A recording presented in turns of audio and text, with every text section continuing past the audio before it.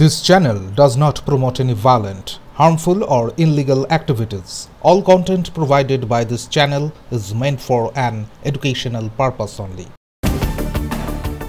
হীরাপুর থানার অন্তর্গত নবীনগড় এলাকায় শনিবার সন্ধ্যায় এক জমি ব্যবসায়ীর উপর প্রাণঘাতী হামলার ঘটনা ঘটেছে। আহত ব্যবসায়ীর নাম ইরফান মুস্তাফা, বয়স ৪৭। তিনি হীরাপুরের আহমদনগর এলাকার বাসিন্দা। পুলিশ সূত্রে জানা গিয়েছে, শনিবার সন্ধ্যায় ৭টার দিকে ইরফান নবীনগরের চাষাপট্টি সংলগ্ন এলাকায় নিজের অফিসের কাছে ছিলেন। সেই সময় অজ্ঞাত পরিচয় কিছু হামলাকারী তাকে লক্ষ্য করে গুলি চালায়। একাধিক রাউন্ড ফায়ারিং এর পর অভিযুক্তরা ঘটনাস্থল থেকে পালিয়ে যায়। গুলির শব্দে স্থানীয় বাসিন্দারা ছুটে এলেও ততক্ষণে হামলাকারীরা চম্পট দেয়। গুরুতর আহত অবস্থায় ইরফান মুস্তাফাকেই প্রথমে আসানসোল জেলা হাসপাতালে ভর্তি করা হয়। পরে অবস্থার অবনতি হওয়ায় রাত ৮টা নাগাদ তাকে দুর্গাপুরের একটি বেসরকারি হাসপাতালে স্থানান্তরিত করা হয়। হাসপাতাল সূত্রে খবর, ইরফানের মাথায় গুলি লেগেছে এবং তার অবস্থা আশঙ্কাজনক।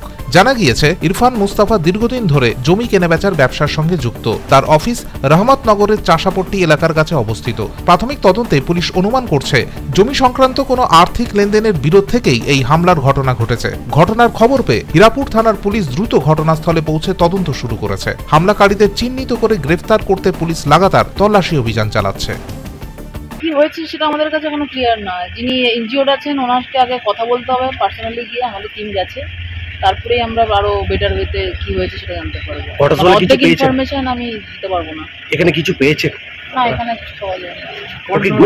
কটা ঘটনা ঘটেছে এটা সেটাও এখন ক্লিয়ার নয়, কারণ যিনি জানেন যেনার সাথে হয়েছে উনি নিজেই খুব আর কি বেসামাল অবস্থায় আছেন, তো প্রপারলি সবকিছু আমাদের এখনো বলে উঠতে পারেননি। এখানে যখন ছিলেন, এখন দুর্গাপুর কি আমাদের তো গুলি লেগেছে ওনার?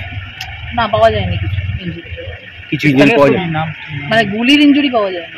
কি নাম জানা গেছে? এমডি ইরফান বলে কেউ আছে।